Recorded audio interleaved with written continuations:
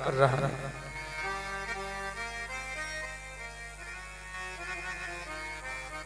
तो पितामह भीष्म रोने लगे, बोले पुत्र आप मेरे सिर की तरफ बैठो,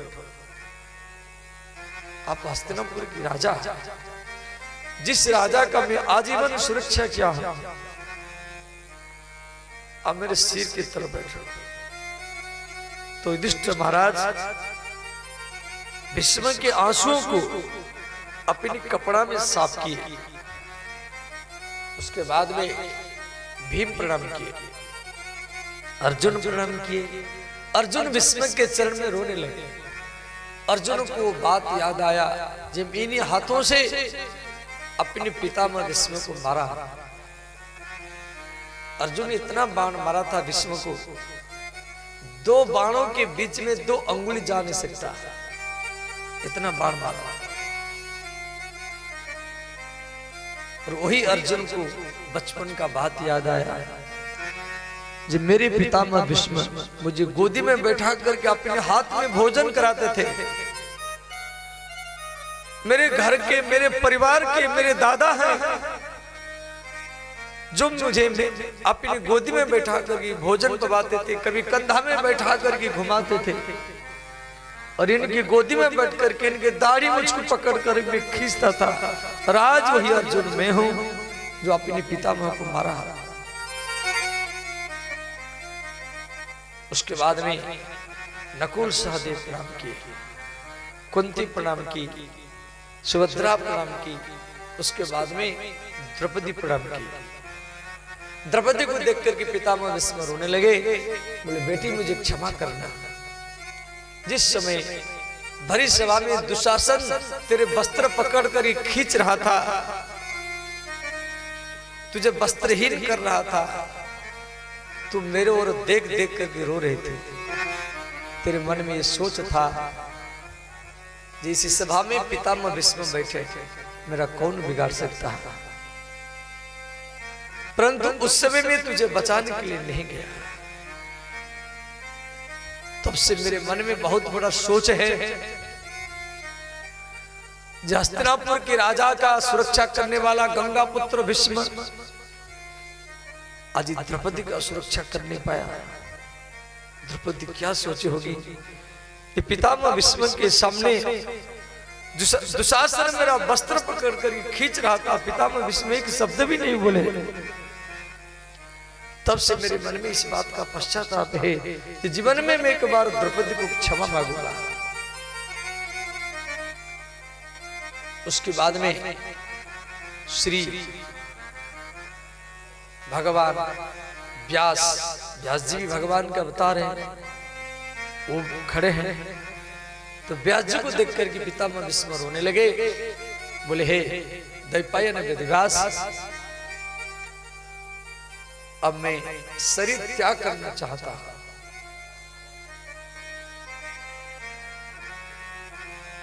तो इतने में भगवान परशुराम वहां पर पहुंच गए। भगवान परशुराम फारसा धनुष बाण लेकर के भीष्म का दर्शन करने के लिए वहां पर पहुंच गए। परशुराम जी को देख करके पितामह भीष्म खड़े तो हो नहीं पाए, तो खड़े होने की सामर्थ्य नहीं है, लेटे लेटे प्रणाम किए। परशुराम जी को देख करके पितामह भीष्म सोचे मेरे गुरु जिनसे मैं अस्त्र विद्या प्राप्त किया हूं,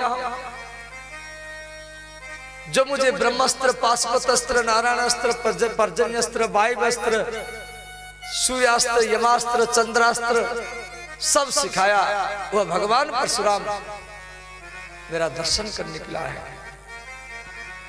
परशुराम जी समझ गए वो गंगा पुत्र मुझे मन में प्रणाम कर रहा है। उसके बाद में पितामह भीष्म श्री कृष्ण की ओर देखे। इतिहास में ऐसा मृत्यु किसका नहीं हुआ, जहां पर पांडव है, ऋषि मुनि है, देवता है और भगवान के 4 अवतार। एक तो भगवान कृष्ण खड़े वहां, भगवान परशुराम खड़े, वो भी भगवान के अवतार हैं। भगवान व्यास जो भागवत लिखे वो भी भगवान का अवतार है। और नारद जी को भी भागवत में भगवान का अवतार माना गया है। भगवान के 4 ही अवतार भीष्म के अगल बगल में खड़े हैं।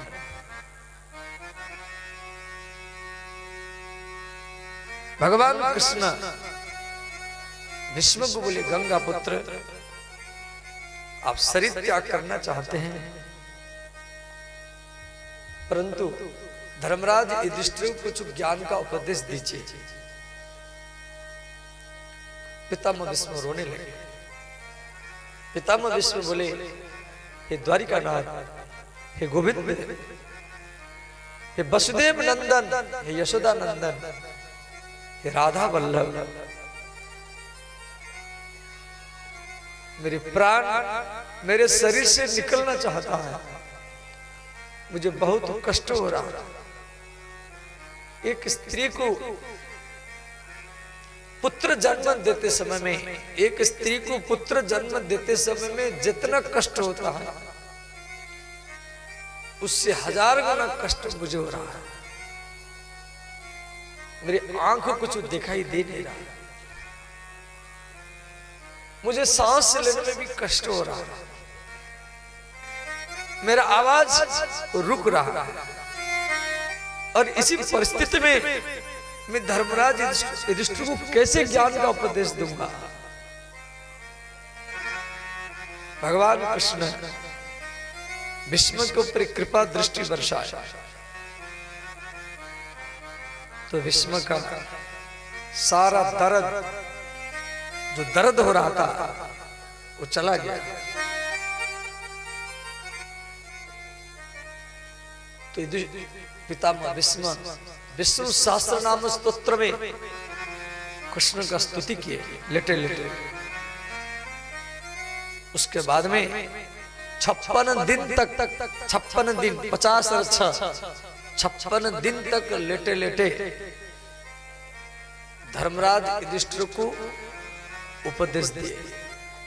अगल बगल में ऋषि मुनि देवता लोग सब सुन रहे हैं,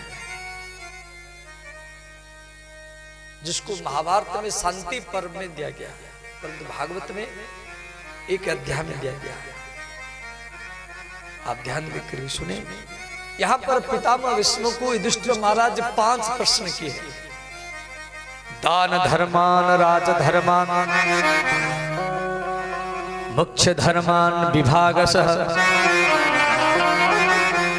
स्त्री धर्मान भगवत धर्मान समास व्यास योग्यतः। पहला प्रश्न है दान धर्म। धर्मराज युधिष्ठिर प्रश्न कर रहे हैं पितामह भीष्म को, जो पितामह दान धर्म क्या होता है। पितामह भीष्म तो लेटे लेटे बोल रहे हैं, तो बैठ नहीं सकते, खड़े भी हो नहीं सकते। बोले, पुत्र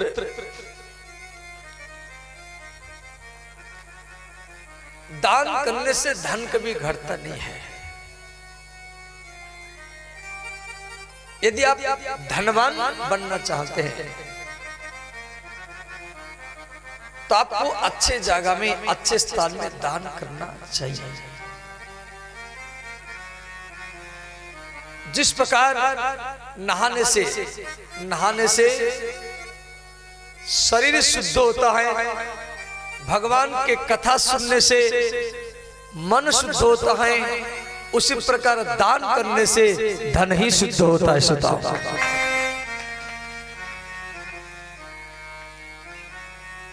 धन की 3 गति है। आपके पास जो धन है वो 3 तरीका से, 3 प्रकार से आपके हाथ से निकल जाएगा। वो 3 प्रकार क्या है? उत्तम, मध्यम और अधम। उत्तम प्रकार, मध्यम प्रकार और अधम माने नीच प्रकार। तो उत्तम प्रकार क्या है? दान। जैसे आप दान किया कि कोई मंदिर बनाया, कोई अनाथालय में, गौशाला में दान किया, कोई देश सेवा किया, भंडारा भोज किया, साधु संत ब्राह्मण को पवाया, तो वो धन आपको 1000 गुना बढ़ करके आपको वापस मिल जाएगा और उससे आपको प्रतिष्ठा मिलेगा, सम्मान मिलेगा, भगवान भी मिलेंगे। इतिहास में बहुत बड़े बड़े दानी हुए, महाराज हरिश्चंद्र, महाराज बलि, महाराज कर्ण, महाराज रंतिदेव, महाराज शिवी, एक से एक दानियों का कथा इतिहास में दिया गया है। और मध्यम क्या है? मध्यम है भोग। यदि दान में धन को नहीं लगाएंगे तो भोग में लगाओ। जमीन खरीदी करो, घर बनाओ, बिजनेस में लगाओ, अच्छा अच्छा पनीर साग सब्जी ला कर खाओ, मिठाई खाओ, लड्डू खाओ, रसगुल्ला खाओ, और कार मोटरसाइकिल लो। ये हो गया मध्यम गति। उत्तम गति है दान, जो दान करेंगे आपको मिल जाएगा। मध्यम गति है भोग। यदि भोग में नहीं लगाएंगे, दान में नहीं लगाएंगे, सिर्फ इकट्ठा करेंगे, सिर्फ बैंक में इकट्ठा करते जाएंगे, किसको देंगे नहीं, तो तीसरा गति है नाश। नाश कैसे होता है? किससे लड़ाई हो जाएगा, किससे लड़ाई हो जाएगा, लड़ाई हो जाएगा तो आप वकील करेंगे, फिर कोर्ट कचहरी में दौड़ लगाएंगे, वो धन जज कोर्ट के पास, वकील के पास चला जाएगा। या कोई रोग होगा, कोई बीमारी में पड़ जाएंगे, हार्ट में, शुगर में, कैंसर में, वो इलाज करते करते वो धन डॉक्टर के पास चला जाएगा। उससे आपको कोई सम्मान प्रतिष्ठा नहीं मिलेगा। या कोई चोर लूट करके ले जाएगा।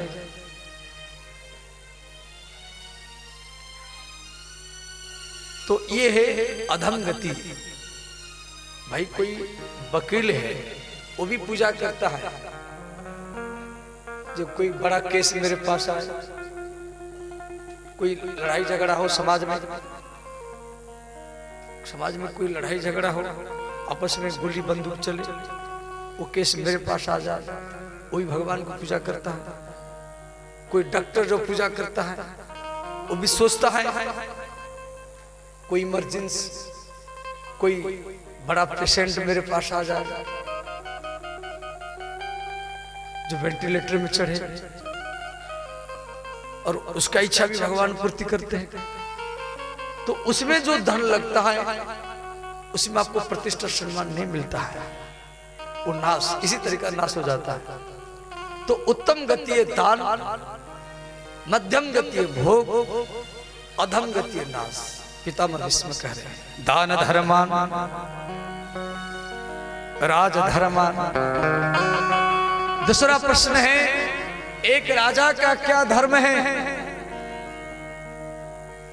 पितामह भीष्म कह रहे हैं पुत्र, राजा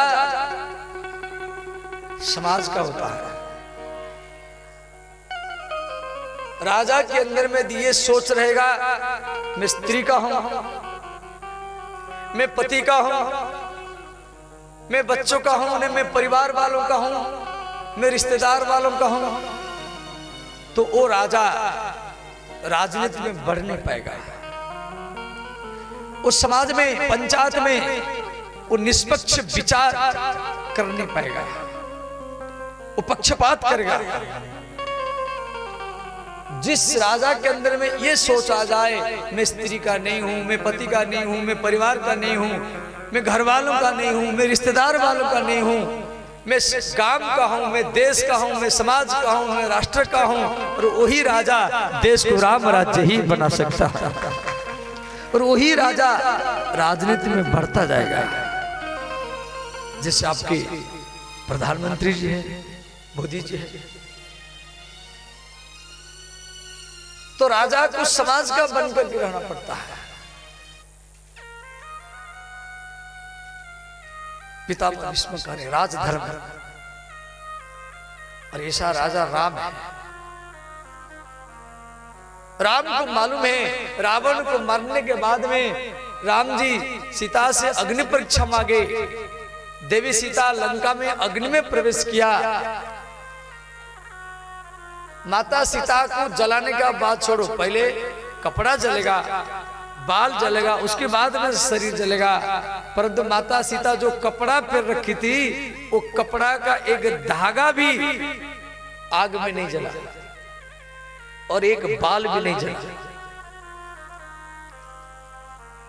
देवता लोग आकाश मार्ग से पुष्प वृष्टि किए, बारिश किए।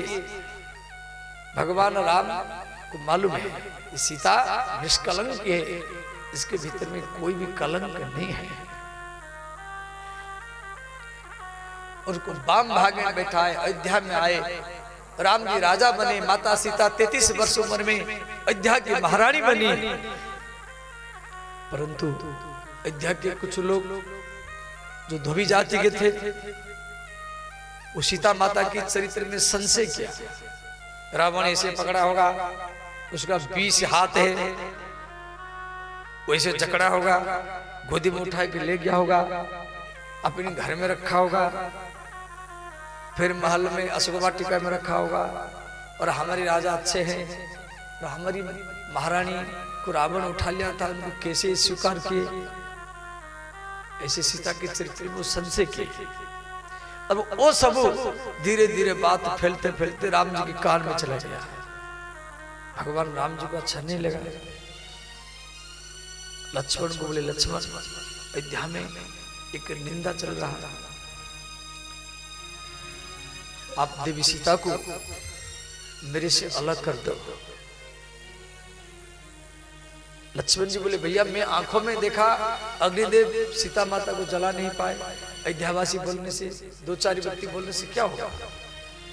राम जी बोले, लक्ष्मण मुझे भी मालूम है, परंतु भैया ये लोक निंदा है। महर्षि वाल्मीकि जी लिखे, अकीर्तितस्य गीयते लोके भूतस्य कस्यचित्। इस श्लोक का अर्थ है, जिस समाज में जिसकी निंदा होती है, वो निंदा का शब्द जब तक चलता रहेगा, व्यक्ति तब तक नरक में वास करेगा। और समाज में जिसकी प्रतिष्ठा होती है, सम्मान होती है, वो प्रतिष्ठा सम्मान जब तक चलता रहेगा, व्यक्ति तब तक वैकुंठ लोक में ही वास करेगा। ये कलंक को मिटाना, इसलिए राम जी क्या किए, लक्ष्मण के द्वारा देवी सीता को घोर जंगल में छोड़ दिए। और ऐसा जंगल में छोड़े जहां पर हाथी है, बाघ है, सिंह है, अजगर, सर्प है। और स्वामी तुलसीदास जी रवकुश कांड में लिखे, अति गहबर वन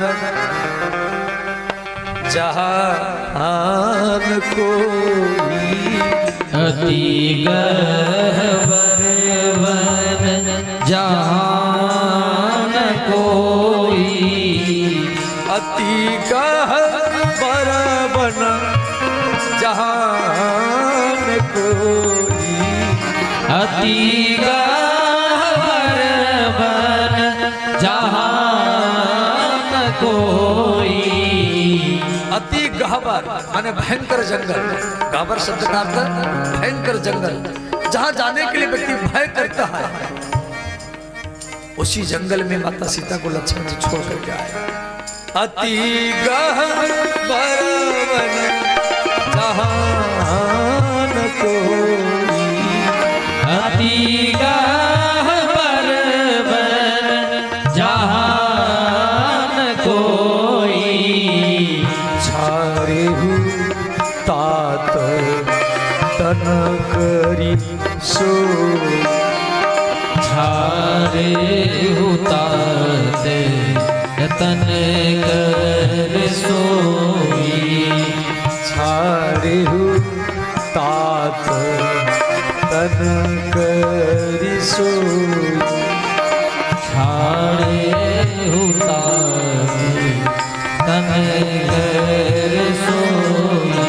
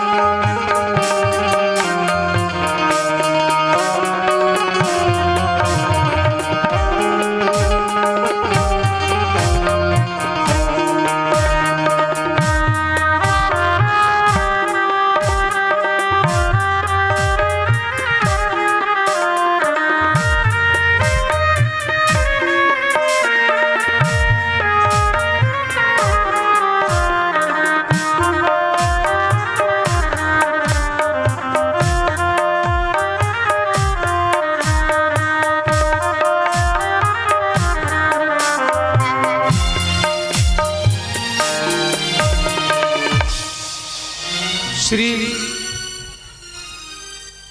पितामह भीष्म कह रहे युधिष्ठिर को, पुत्र आपको राम जैसा राजनीति करना है, समाज का बनकर के रहना है।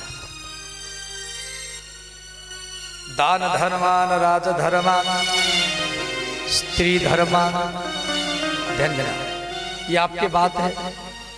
स्त्रियों का क्या धर्म है, पुरुष का क्या धर्म है, परिवार का क्या धर्म है, ये प्रश्न युधिष्ठिर महाराज जी कर दिए। स्त्री धर्मान, स्त्री शब्द का अर्थ है स्वधर्मेण पतिम त्रायते इति सा स्त्री ही, जो अपने धर्म में रहकर की पति का सुरक्षा करे उसको स्त्री कहा जाता है। अब पत्नी किसको बोलते हैं? पत्नी जो पति को पतन से बचा दे, जो पति को पतन से बचा दे और वैकुंठ लोक तक ले जाए, उस स्त्री को पत्नी ही कहा जाता है। स्त्री के लिए पति का घर ही वैकुंठ है। पति के पास में रहना वैकुंठ में ही रहना। पति को छोड़ करके स्त्री कहां भी रहेगी उसको दोष माना जाएगा, गलत माना जाएगा। और पति का क्या धर्म है? पति माने पाति की पति, जो स्त्री का पालन पोषण करे वो पति है। जो स्त्री माता पिता को छोड़कर की, गांव को छोड़कर की, गोत्र को छोड़कर की आपके पास रहती है, आपकी सेवा करती है, खिलाती है, पिलाती है, आपके संतान को जन्म देती है, उसका पालन पोषण करती है, तो पति का भी धर्म है उस स्त्री का इज्जत करे, सम्मान करे, उसको अपने शरीर का अर्धांगिनी माने, उसका बेइज्जत मत करे। भागवत में दिया गया है, जो पुरुष स्त्री के केस पकड़ करके, हाथ पकड़ करके, साड़ी को पकड़ करके कभी हाथ से लात से पीटता है, कभी कष्ट देता है, बेइज्जत करता है, स्त्री को यातना देता है, वो घर में दरिद्रता आती है, गरीबी आती है।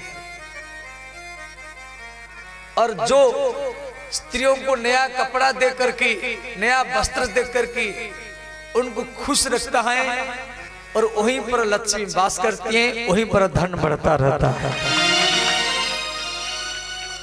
यत्र जहां पर स्त्रियों की सम्मान होती है, वहीं पर लक्ष्मी आकर के वास करती है। पति पत्नी का क्या धर्म है? पति पत्नी एक दूसरे में विश्वास रखे, संशय मत रखे। यदि पति पत्नी दोनों को संशय करेंगे, हर रोज लड़ाई झगड़ा होगा।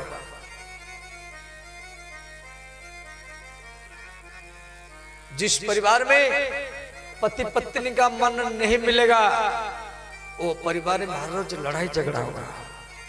और जिस परिवार में पति पत्नी का मन मिलेगा, और वो परिवार स्वर्ग वैकुंठ ही बन जाएगा। और वहीं पर देवता लोग पुत्र के रूप में, ऋषि लोग पुत्र के रूप में, बेटी के रूप में जन्म लेते हैं। पति पत्नी मान लो लड़ाई हो भी जाता है, तो अगल बगल में शिकायत करना नहीं चाहिए, पड़ोसी हंसेगा। भागवत धर्म कहती है, पति मान लो क्रोध करता है, मान लो पति क्रोध करता है, पत्नी को थोड़ा शांत रहना है। पति मान लो क्रोध करता है, तो पत्नी को शांत रहना है। और पत्नी मान लो क्रोध करती है, कभी कभी पत्नी भी क्रोध करती है। यदि पत्नी क्रोध करती है, तो पति को थोड़ा शांत रहना है, बस लड़ाई समाप्त। बीच बीच में मान लो पति पत्नी में लड़ाई हो भी जाता है, तो याद कर लेना, ध्यान देना। यदि पति पत्नी में लड़ाई हो जाता है, तो मन में सोच लेना, जे कुछ समय के बाद में प्रेम ज्यादा बढ़ जाएगा। भाई मनमुटाव हो जाता है, तो समझना कि कुछ समय के बाद में प्रेम बढ़ेगा। इसलिए उसको मन में गांठ नहीं बनाना है। बच्चों के सामने कभी नहीं लड़ना है। बच्चों के सामने लड़ेंगे तो बच्चे में संस्कार पड़ जाएगा। ये पति पत्नी का धर्म है। लड़ाई तो हर जगह में होता है। भगवान शिव भी पार्वती से लड़े, भगवान कृष्ण रुक्मिणी से भी लड़े, भागवत में एक अध्याय है। तो लड़ाई हो जाता है, तो अगल बगल में शिकायत नहीं करना है, सहन करना है। पति क्रोध करे, स्त्री शांत रहे, स्त्री क्रोध करे, पति शांत रहे। ये तो नहीं जो एक ही व्यक्ति 24 घंटा लड़ेगा, अरे आधा घंटा 1 घंटा बोलेगा, उसके बाद धीरे धीरे शांत हो जाएगा। जब तक वो क्रोध नहीं छोड़ता है, तब तक आप अपनी शांति को मत छोड़ो। मौन रहो, शांत रहो, मुस्कुराते रहो। क्रोध कब तक करेगा? क्रोध करते करते शांत हो जाएगा। इसीलिए इस प्रकार परिवार को चलाए। परिवार में 3 भाई हैं, सबकी 2-2 बच्चे हैं। कभी लड्डू लाते हैं, केला लाते हैं, तो अपनी बच्चों को पहले मत दो, पहले भाई के बच्चों को दो, बहन के बच्चों को दो, उसके बाद में अपने बच्चों को दो। परिवार में 3 भाई हैं, सबकी स्त्री है। कभी कपड़ा लाते हैं, कभी नया कपड़ा लाते हैं छठ पूजा में, नवरात्र में। तो अपनी स्त्री को पहले मत दो, पहले भाई की स्त्री को दो, बहन को दो, उसके बाद में अपनी स्त्री को दो। यदि पहले आप अपनी स्त्री को दे देंगे, बाद में भाई की स्त्री को देंगे, बहन को देंगे, कितना भी अच्छा कपड़ा दो, वो मन में संशय करेगी कि जो अच्छा कपड़ा अपनी स्त्री को दे दिया, जो रह गया हमको लग दिया है। एक परिवार को कैसे चलाना है? हमको परिवार को वैकुंठ बनाना है। हमको वैकुंठ लोग नहीं जाना है, हमको स्वर्ग नहीं जाना है, अपने परिवार को स्वर्ग बनाना है। सास बहू है, बहू के अंदर में सोच होना चाहिए, पुतोहू के अंदर में सोच होना चाहिए, ये परिवार में मेरे पति मुझे प्रिय है और मेरे पति को मेरे सास ने ही जन्म दिया है, इसी नाते सास भी प्रिय है। और प्रत्येक सास बूढ़ी माता का यह भी कर्तव्य है जब बहू को बेटी जैसा प्यार करे। कोई बूढ़ी माता अपनी बेटी को भी जो भी दे, कपड़ा दे, मिठाई दे, रुपया दे, पुतोहू से छुपा करके मत दे, पुतोहू के हाथ से दे। यदि आप पुतोहू से छुपा करके देंगे, आपके मरने के बाद में आपका पुत्र वधू आपके बेटी को नहीं देंगे।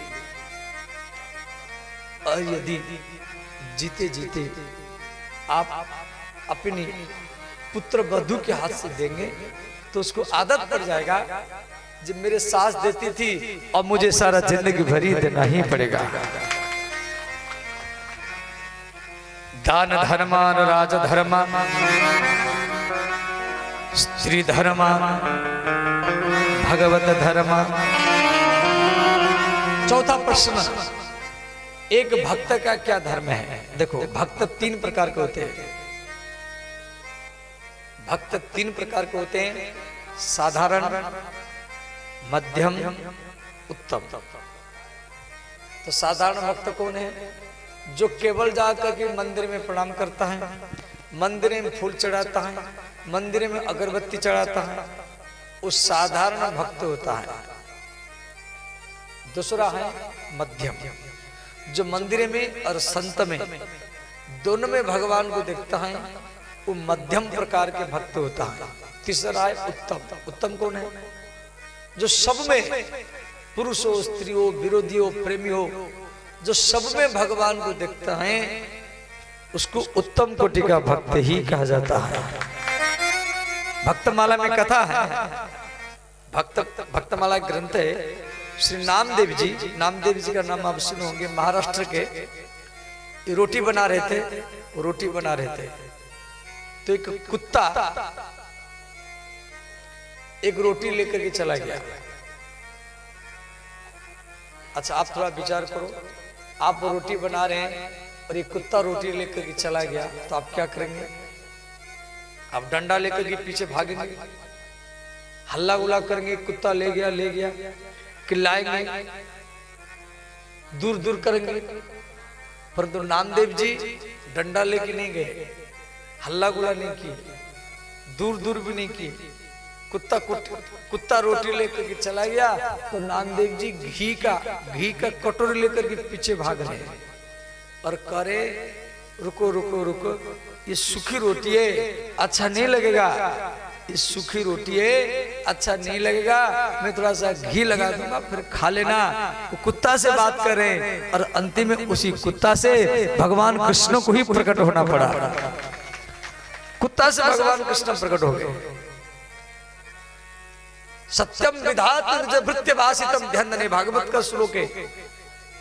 यदि आपके अंदर में सब में भगवान को दर्शन करने का बुद्धि रहेगा, सोच रहेगा, और आप जब चाहेंगे उसी समय में आपको भगवान दर्शन देंगे। कैसे नहीं होगा भगवान दर्शन?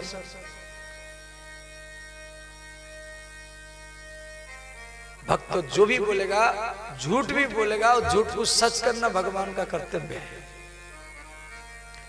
तो इसलिए सब में भगवान को दर्शन करने की आदत डालो। विरोधी हो या प्रेमी हो, पड़ोसी हो, सब में भगवान को दर्शन करने की आदत डालेंगे। जिसको सब में भगवान दर्शन देता है, जिसको सब में भगवान दिखाई देता है, उसी व्यक्ति को प्रत्येक मंदिर में भगवान का दर्शन होता है। जिसको सब में भगवान दिखाई नहीं देता है, उसको किसी भी मंदिर में भगवान का दर्शन नहीं होगा, सिर्फ पत्थर का मूर्ति ही दिखाई देगा। स्वामी तुलसीदास जी लिखे हैं,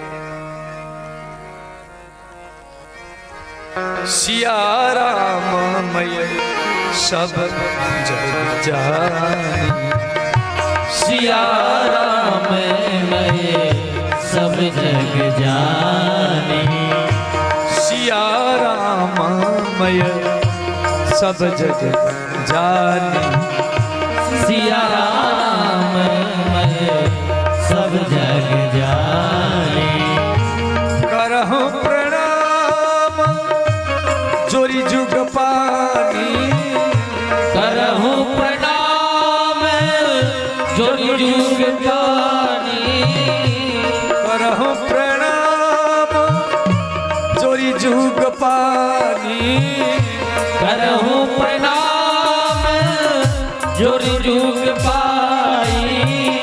श्री राम जय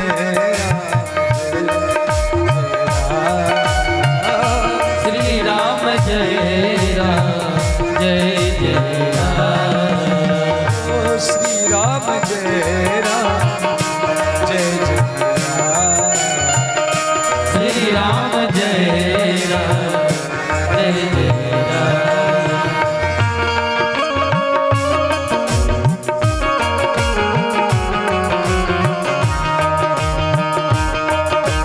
हर हर महादेव सब गाइए।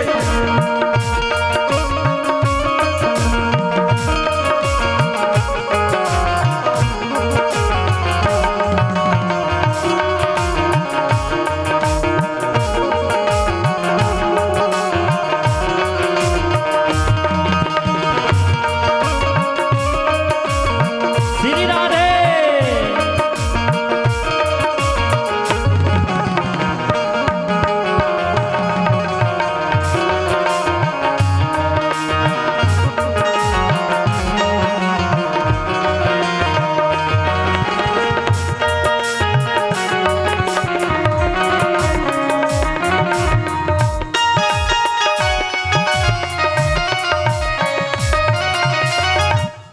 श्री पांचवा प्रश्न है मोक्ष धर्म।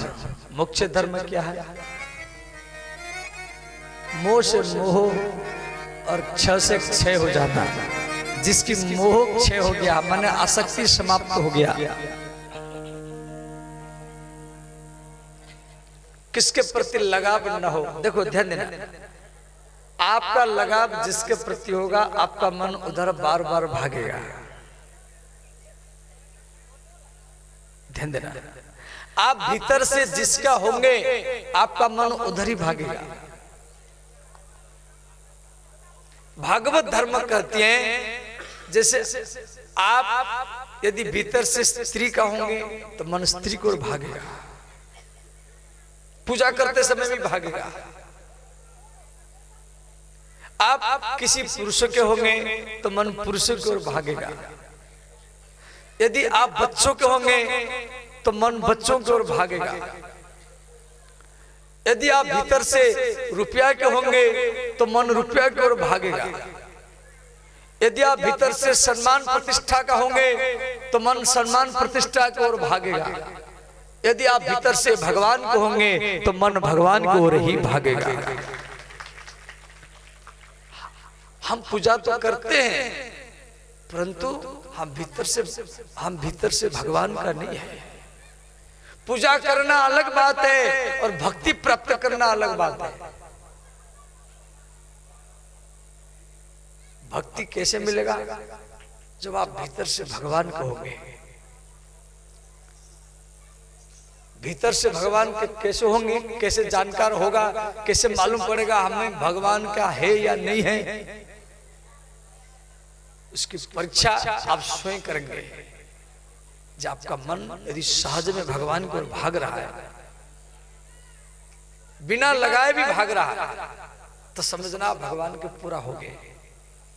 और हम तो उल्टा करते, कुछ लोग पूजा करते हैं, भगवान से मन हट करके विषय में भोग में भागता है। इसका अर्थ भगवान के नहीं है। अब कुछ समय और लगेगा तो भगवान का कैसे होंगे? जब भागवत सुनेंगे, जब भागवत कथा आप सुनेंगे, रियलिटी भक्ति क्या है आपको जानकार होगा, तो फिर आपका मन भगवान की ओर भागेगा। आप ढंग से भागवत तो सुन लेंगे तो भागवत में भगवान का दर्शन हो जाएगा। हम लोग भागवत कथा ढंग से नहीं सुनते हैं। हम एक मनोरंजन कार्यक्रम समझते, कोई मनोरंजन कार्यक्रम है। भागवत ज्ञान यज्ञ है। तो श्री पितामह भीष्म इस प्रकार इन प्रश्न का उत्तर दिए। अंत में 9 श्लोक में पुष्पिताग्र छंद में भगवान कृष्ण को स्तुति की है। स्वनिगम पहाय मत प्रतिज्ञा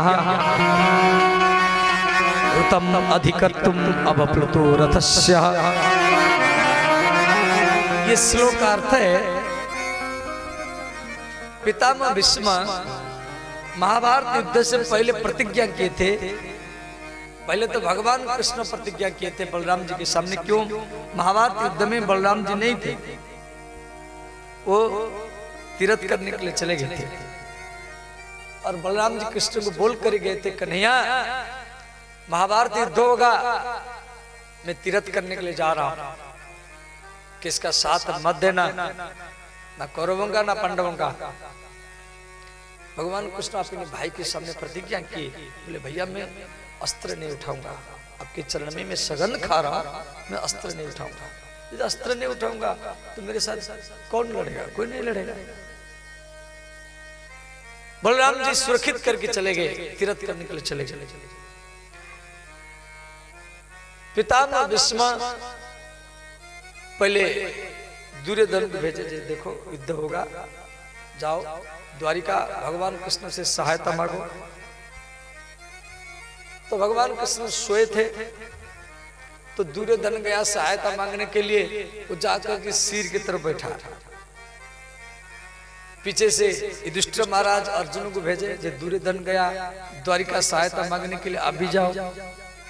तो अर्जुन भी गए पीछे, वो जाकर के भगवान कृष्ण के चरण की तरफ बैठे। और भगवान कृष्ण का नींद टूटा, तो जो चरण में बैठा उधर मन जाएगा, नजर जाएगा।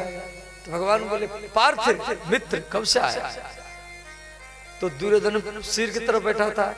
दुर्योधन कहा, गोविंद द्वारिका नाथ पहले मैं आया हूं। भगवान बोले, बताओ किस लिए आए?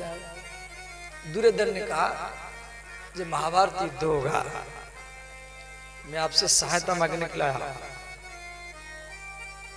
भगवान बोले दुर्योधन को, देखो मैं बड़े भैया बलराम जी के सामने प्रतिज्ञा किया हूं, अस्त्र नहीं उठाऊंगा। अब दुर्योधन सोचा ये अस्त्र नहीं उठाएंगे, ना धनुष उठाएंगे, ना तलवार उठाएंगे, ना चक्र उठाएंगे, ना गदा उठाएंगे, फिर ये करेंगे क्या? ये इतने ही जो वहां रुषे करना है। तो दुर्योधन कहा, यदि आप अस्त्र उठाएंगे नहीं तो फिर हम आपको लेके क्या करेंगे भाई? तो दुर्योधन ने कहा, गोविंद द्वारिका नाथ ऐसा कीजिए, आप तो अस्त्र नहीं उठाएंगे, परंतु आपकी जो सेना है, नारायणी सेना, आपकी जो रथ है, आपकी जो सिपाही है, वो मुझे दे दीजिए। भगवान बोले, ले जाओ, द्वारिका का सेना, द्वारिका के हाथी, द्वारिका के रथ सब ले जाओ, ये सहायता हम आपको दे रहे हैं। दुर्योधन खुश हो आ गया। अर्जुन को भगवान बोले, मित्र मैं अस्त्र नहीं उठाऊंगा, भैया के सामने मैं प्रतिज्ञा किया हूं। अर्जुन का, द्वारिका नाथ मुझे आपसे कुछ नहीं चाहिए, मुझे आपसे ना रथ चाहिए, ना सिपाही चाहिए, ना कोई अस्त्र चाहिए, मुझे आपसे कुछ नहीं चाहिए, मुझे केवल आप ही चाहिए। भगवान बोले, मैं उठाऊंगा नहीं, आप मुझे लिए क्या करेगा? अर्जुन का, आप अस्त्र भी मत उठाना, केवल मेरे रथ में बैठ रहना, और कुछ नहीं करना। देख ध्यान देना, अर्जुन और दुर्योधन में क्या अंतर? दुर्योधन भगवान से मांगा, परंतु भगवान को नहीं मांगा। और अर्जुन भगवान से कुछ नहीं मांगा, डायरेक्ट भगवान को मांगा। और ये गलती हम भी करते हैं। मंदिर में जाके पूजा करते, दिन भरी, जिंदगी भरी, महीना भरी चला जाता है। शिव जी की पूजा, देवी मैया का पूजा, गुरु की पूजा, देवघर में पूजा, गंगा मैया की पूजा। आपसे बेटा के लिए नौकरी चाहिए, बेटा चाहिए, बेटी चाहिए, शादी चाहिए, तो आप नहीं चाहिए। यही गलती हम भी करते हैं, चूक जाते हैं। जो गलती दुर्योधन किया है, अब दुर्योधन पितामह भीष्म के पास आया। पितामह भीष्म बोले क्या लाया? दुर्योधन ने कहा पितामह भगवान अस्त्र नहीं उठाएंगे तो हनुमान को लाकर क्या फायदा, इसलिए मैं उससे हाथी घोड़ा सिपाही मांग करके ले आया। पितामह भीष्म सोच में पड़ गए। बोले दुर्योधन तू बड़ा मूर्ख है, तू केशव को नहीं मांगा, गोविंद को नहीं मांगा, उनसे मांग करके लाया है। अर्जुन बड़ा चतुर है। तो पितामह भीष्म उसमें भी प्रतिज्ञा किए, भगवान चाहेंगे तो महाभारत युद्ध नहीं होगा, और कृष्ण चाहते हैं जो बिना अस्त्र से महाभारत युद्ध जीतना चाहते हैं। पितामह भीष्म प्रतिज्ञा कर लिए, जब मैं भी प्रतिज्ञा कर रहा हूं जब महाभारत युद्ध में कृष्ण को अस्त्र पकड़ा करके छोड़ूंगा, यदि मैं कृष्ण को अस्त्र पकड़ा नहीं पाया तो मैं गंगा पुत्र भीष्म भी नहीं कहलाऊंगा। और युद्ध शुरू हो गया। जब युद्ध शुरू हो गया 8 दिन युद्ध हो गया, तो दुर्योधन जाकर के पितामह भीष्म को बोले पितामह भीष्म आप ढंग से नहीं लड़ते, आपका मन तो पांडवों के ऊपर है, आप पांडवों को मारेंगे नहीं, तो प्रतिज्ञा कर रखे पांडवों को मैं नहीं मारूंगा, आप उनको मारेंगे नहीं, यदि आप चाहेंगे तो एक दिन मार सकते, आप बढ़ जाइए, मैं पिता ये गुरु द्रोणाचार्य को सेनापति बनाऊंगा। और पितामह भीष्म को बात चुभ गया। पितामह भीष्म क्या किया, 9वां दिन इतना भयंकर युद्ध किए, सारा महाभारत के मैदान को बाणों से ढाक दिए। भीम भयभीत होकर भाग गए, युधिष्ठिर नकुल सहदेव वो भी भयभीत हो गए, गांडीवधारी अर्जुन रथ से नीचे गिर गए, उनका धनुष टूट गया, उनका कवच टूट गया और छाती से खून बह रहा है। अर्जुन गिरे हुए, भगवान कृष्ण को क्रोध आया, जी मेरा मित्र अर्जुन गिरा हुआ, छाती से खून बह रहा। तो भगवान कृष्ण ने क्या किए, धृत रथ चरणम, रथ की चरण को, उन्हें रथ के पहिया, रथ का चरण रथ का पहिया है, उसको हाथ में उठाए घुमाए और भीष्म को मारने के लिए भागे। और इधर भगवान कृष्ण चक्र लेकर के भाग रहे हैं पितामह भीष्म को, और पितामह भीष्म रथ से नीचे उतर गए और हाथ जोड़ करके बाह कर रहे, हे गोविंद द्वारिकानाथ आप कितना अच्छे लग रहे हैं, चक्र लेकर के आ रहे हैं मुझे मारने के लिए, ये रूप को देखने के लिए मैं सोच रहा था। हे गोविंद मैं प्रतिज्ञा क्या था और आप भी प्रतिज्ञा क्या था, आप प्रतिज्ञा क्या था जब मैं अस्त्र नहीं उठाऊंगा, और मैं प्रतिज्ञा क्या था आपको अस्त्र उठा करके छोड़ूंगा, और मेरी प्रतिज्ञा को पूर्ण करने के लिए आप आपने प्रतिज्ञा तोड़ दिया है, और यही आपके भक्त वत्सल। बोलिए श्री भक्त वत्सल भगवान की जय। इसी बात को पितामह भीष्म करें, स्व निगम अपहाय मत प्रतिज्ञा। आज पितामह भीष्म शरीर त्याग करने वाले, मरने वाले, और वो रूप को याद कर रहे हैं। भगवान सामने खड़े हैं कि गोविंद आप जिस समय मुझे मारने के लिए चक्र लेकर आ रहे तो वो चेहरा मुझे बार बार याद आ रहा है। स्व निगम अपहाय मत प्रतिज्ञा अधिकर्तुम अबप्लुतो रथस्य।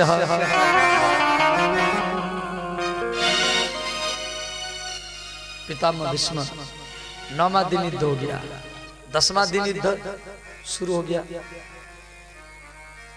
दुर्योधन को पितामह भीष्म बोले कल मैं पांडवों को मिटा दूंगा, समाप्त कर दूंगा।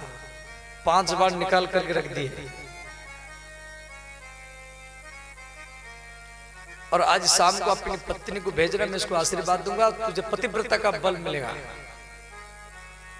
सारा पांडव शिविर में बात छा गया। पितामह भीष्म 5 बाण निकाल करके रखे हैं पांडवों को मारने के लिए। भीष्म का प्रतिज्ञा के मिथ्या नहीं जाता है। द्रौपदी रोने लगी, संध्या का समय है, भगवान कृष्ण घूम रहे हैं। द्रौपदी जाकर के कृष्ण के चरण को पकड़ कर रोने लगी, बोली केशव गोविंद द्वारिकानाथ, पितामह भीष्म प्रतिज्ञा की मेरे पतियों को मारने के लिए, 5 बार निकाल करके रखे, क्या कल मैं विधवा हो जाऊंगी, मेरे हाथों की चूड़ियां गिर जाएंगे, माथे की सिंदूर मिट जाएगा। भगवान बोले देवी काल के बाद काल देखा जाएगा, अब एक काम करो, आप मेरे साथ में चलो।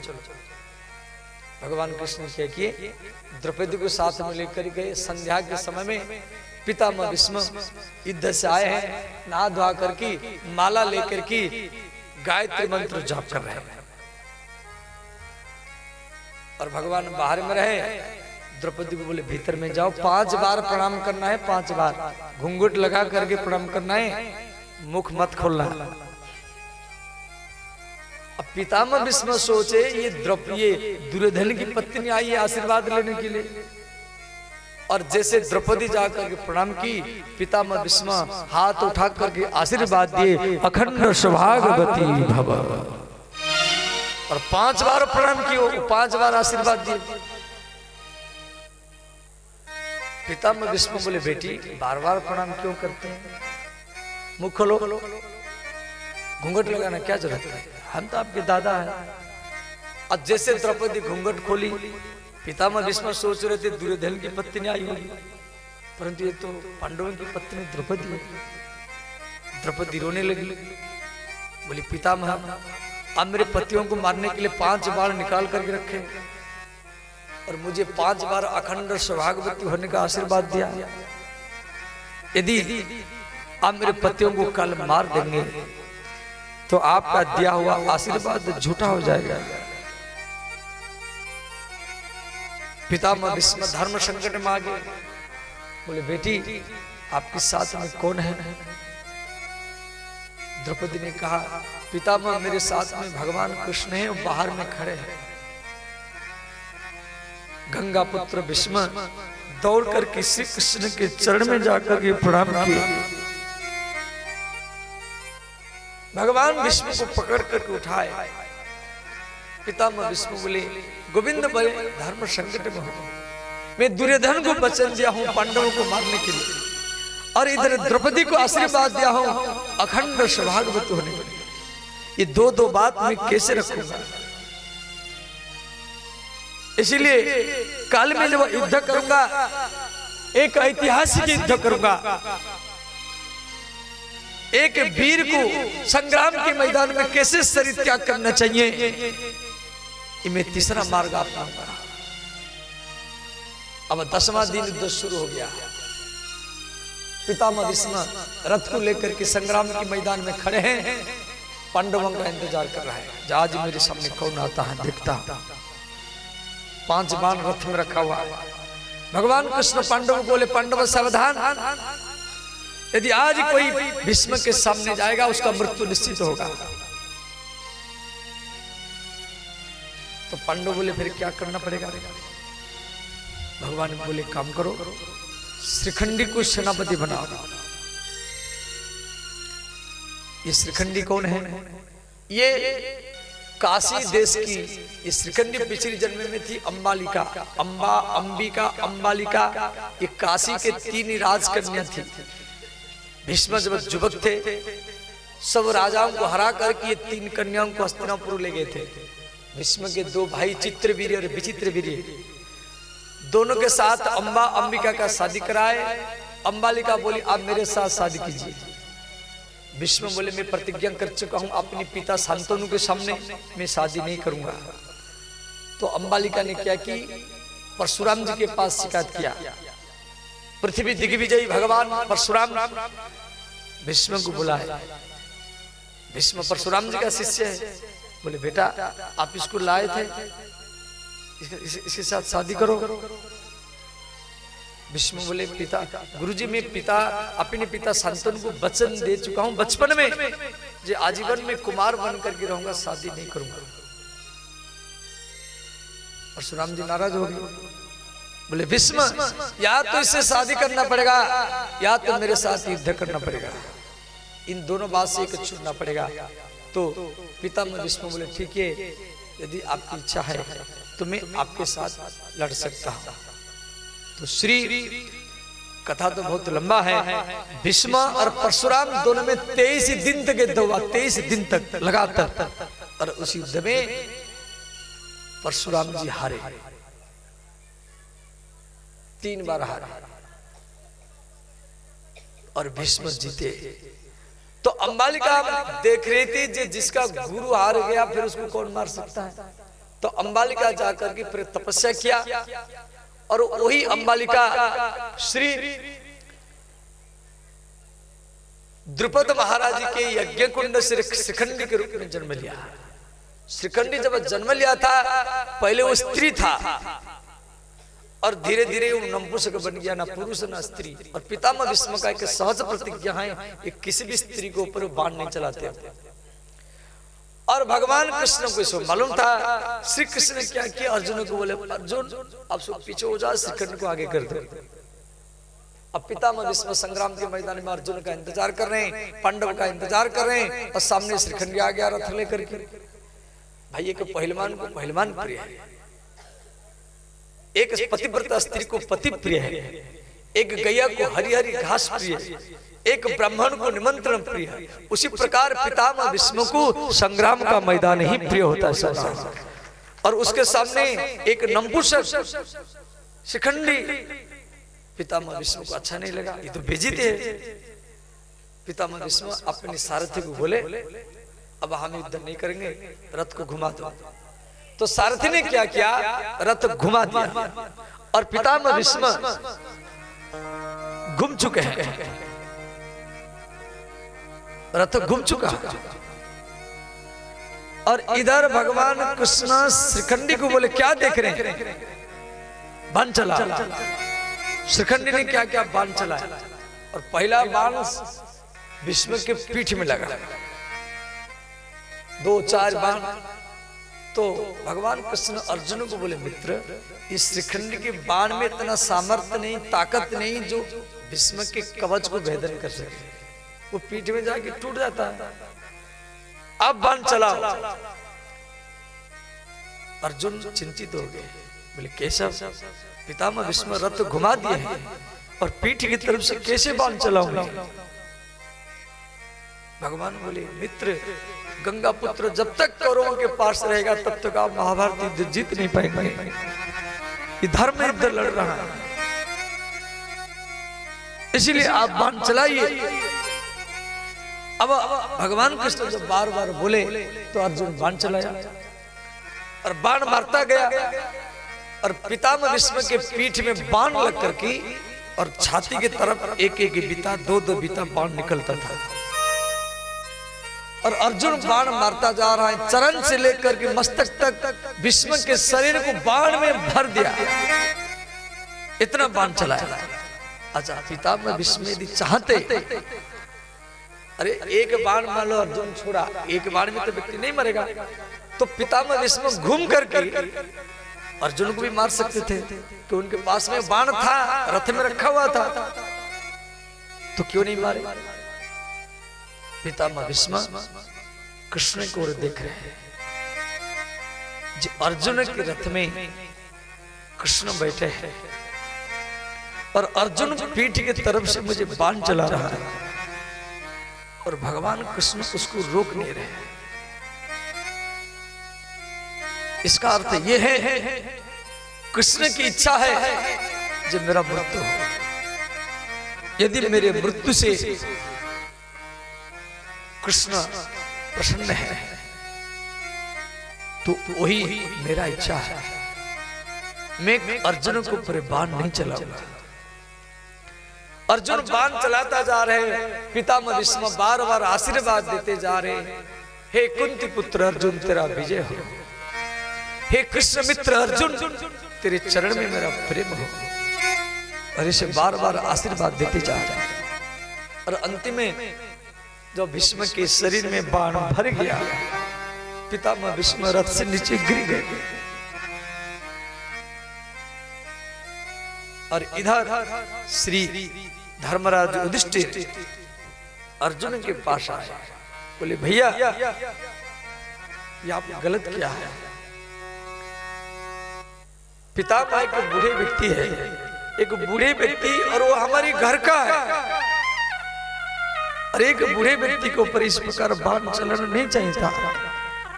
अब पितामह भीष्म रथ से नीचे गिर गए हैं। तो युधिष्ठिर महाराज दौड़ करके आए।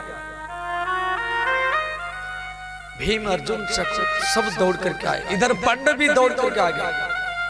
भीष्म के चारों तरफ कौरव और पांडव खड़े हो गए। पितामह भीष्म बोले, मेरा मस्तक लटका हुआ है, थोड़ा मेरा मस्तक ऊंचा करो। तो दुर्योधन क्या क्या एक तकिया लेकर के आया, तकिया। पितामह भीष्म मना किए, बोले ये तकिया मैं स्वीकार नहीं करूंगा। अर्जुन को बोले, पौत्र आप अपनी दादा को एक तकिया दे। तो अर्जुन क्या क्या एक दो बाण मारा ऐसे और भीष्म का मस्तक ऊंचा किया। फिर पितामह भीष्म बोले, मुझे प्यास लग रहा है, मुझे थोड़ा सा जल पिला। दुर्योधन एक घड़ा में जल लेकर के आया। पितामह भीष्म मना किए, बोले ये जल मैं स्वीकार नहीं करूंगा। अर्जुन को बोले, पुत्र अपने दादा को जल पिला। तो अर्जुन क्या किया, एक बाण जमीन पर चलाया और जमीन से पानी निकला और बूंद बूंद होकर के और भीष्म के मुख में गिरता रहा, जिसको बोलते बाण गंगा। उसके बाद में पितामह भीष्म बोले पांडव और कौरवों को कि देखो अब थक चुके होंगे, जाओ विश्राम करो। सब चले गए, प्रणाम करके चले गए, परंतु अर्जुन नहीं गए। अर्जुन भीष्म के चरण में बैठकर के रोते रहे। अर्जुन बोले, पितामह मैं आपको छोड़ के नहीं जाऊंगा। आपके अगल बगल में हजार हजार दास दासी रहते थे। ये संग्राम के मैदान में जहां हजार व्यक्तियों के लाश पड़ा हुआ है, उन्हीं बीच में आप कैसे रहेंगे? मैं आपका सेवा करूंगा, आपका पंखा करूंगा, छाया करूंगा, जल पिलाऊंगा, मैं आपको छोड़ के नहीं जाऊंगा और मैं युद्ध नहीं करूंगा। पितामह भीष्म अर्जुन को समझाए, बोले पौत्र तू मुझे मारा, मैं तेरे ऊपर प्रसन्न हूं, मैं तेरे ऊपर खुश हूं। क्यों? मेरा मृत्यु विधाता ने श्रीखंडी के हाथ में लिखा था। श्रीखंडी एक नपुंसक है। यदि श्रीखंडी के हाथ में मैं मरता तो मुझे सदा के लिए कलंक लगता। आज मेरे मन में प्रसन्नता है जब मेरे पोता अर्जुन के हाथ से मैं मरा, इस बात का मुझे प्रसन्नता है। और मेरी इच्छा को कृष्ण ने ही तेरे द्वारा पूर्ति की, इसलिए आप जाओ युद्ध करो, मैं यहीं पड़ा रहूंगा। इस प्रकार पितामह भीष्म कई महीना तक पड़े रहे। अंत में भीष्म का प्राण ज्योति कृष्ण के चरण में लीन हुआ। बोले श्री भीष्म महाराज की जय। जब पितामह भीष्म शरीर त्याग किए तो पांडव लोग इनका संस्कार किए। माता गंगा रोने लगी तो नारद जी गंगा को समझाए, आप क्यों रोती हैं? गंगा माता ने कहा, हे नारद, आज मेरे पुत्र भीष्म का चिताग्नि जल रहा है। नारद जी बोले, गंगे एक रूप में आप नदी है और एक रूप में भीष्म की मां है। आप भीष्म जैसा पुत्र जन्म दिया है, यही आपके लिए पर्याप्त है। जब जाएगा यहां से कुछ भी न साथ होगा, 2 गज कफन का टुकड़ा तेरा लिबास होगा। जब जाएगा यहाँ से कुछ भी न साथ होगा, 2 गज कफन का टुकड़ा मेरा निवास होगा। जब व्यक्ति कोई मर जाता है, समाज 2 गज कपड़ा कफन ढक देता है। कोई रुपया लुटाता है परंतु उठा नहीं पाता है। जिंदगी भरी जो रुपया को इकट्ठा किया, आज वो रुपया उसके छाती में पड़ा है, उठा नहीं पाता है। जब जाएगा यहाँ से कुछ भी न साथ होगा, 2 गज कफन का टुकड़ा मेरा लिबास होगा। जब जाएगा यहाँ से कुछ भी न साथ होगा, 2 गज कफन का टुकड़ा मेरा लिबास होगा। कांधे पे धरी ले जाए परिवार वाले तेरे, कांधे पे धर ले जाए परिवार वाले तेरे, तले पर कर कर डोलेंगे घेरे घेरे, तले पकड़ कर डोलेंगे घेरे घेरे। पीटेगा छाती अपनी, पीटेगा छाती अपनी, गुलबा उदास होगा, 2 गज कफन का टुकड़ा तेरा लिबास होगा। जब जाएगा यहाँ से कुछ भी न साथ होगा, 2 गज कफन का टुकड़ा तेरा लिबास होगा।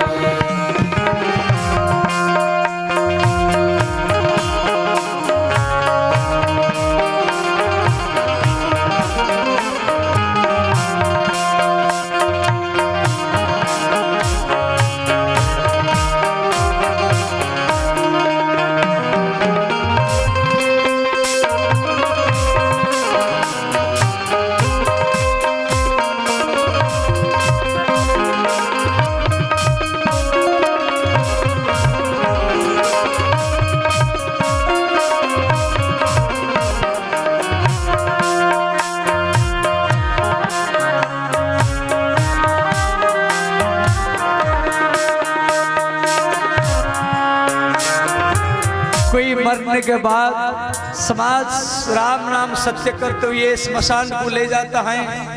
कोई बोलता है ये खोपड़ी जल्दी नहीं जलेगा, यहाँ ज्यादा लकड़ी दो, ये छाती जल्दी नहीं जलेगा, यहाँ पर ज्यादा लकड़ी दो, मोटा मोटा लकड़ी दो। चुन चुन के लकड़ियों में रखी दे तेरे बदन को, चुन चुन के लकड़ियों में रख दे तेरे बदन को, आ करके झट उठा ले बेहतर तेरे कफन को, आकर झट उठा ले मेहतर तेरे कफन को। चिता सज गया, लकड़ी दे दिया गया, छाती में सिर पर मोटा मोटा लकड़ी कंडा दिया गया। अब आग लगाना है। पुत्र को आग लगाते समय में बड़ा कष्ट होता है, वो रोता है।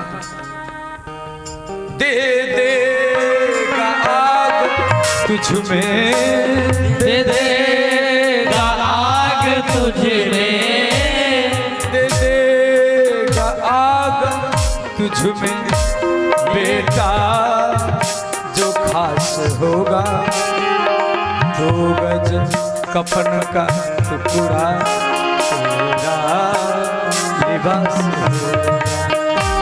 जब जाएगा यहाँ से कुछ भी न साथ होगा, 2 गज कफन का टुकड़ा टुकड़ा तेरा निवास होगा।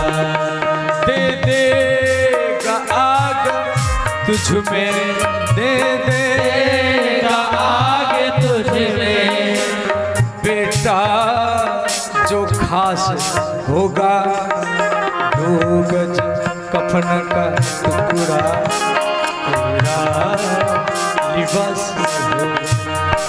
जब जाएगा यहाँ से कुछ भी न साथ होगा, 2 गज कफन का टुकड़ा तेरा निवास होगा।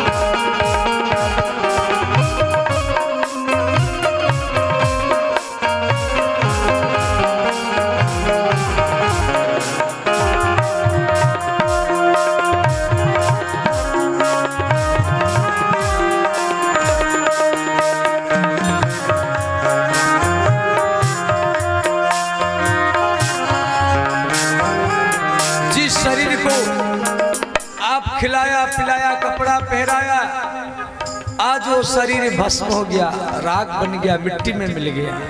मिट्टी में मिले मिट्टी बाकी राख होगी।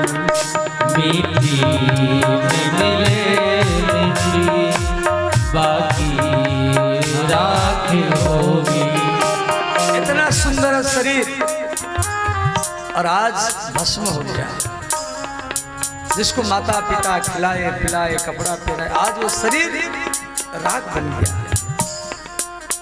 सोने से तेरी काया जल करके राख होगी।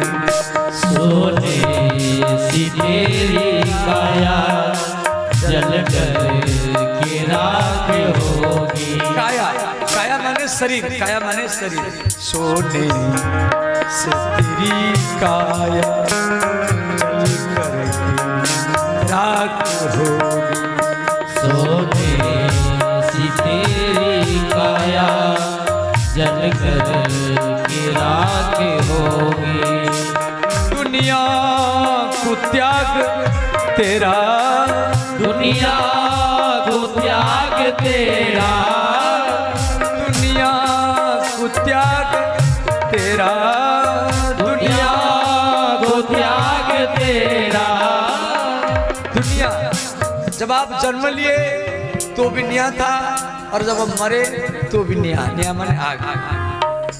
दुनिया को त्याग तेरा, दुनिया को त्याग तेरा, मरघट में बास होगा। 2 गज कफन का टुकड़ा तेरा लिबास होगा।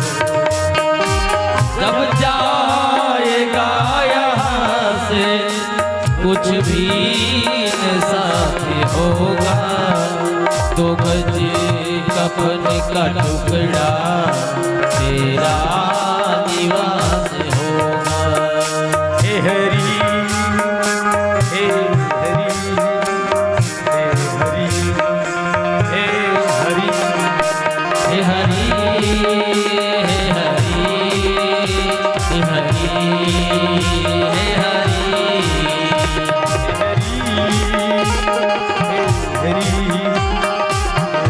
हरि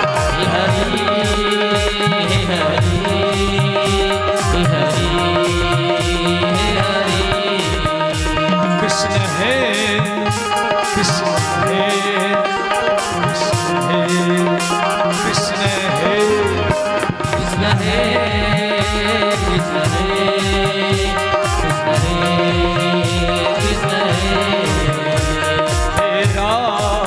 हरि हे हरि हे राम हे राम हे राम हे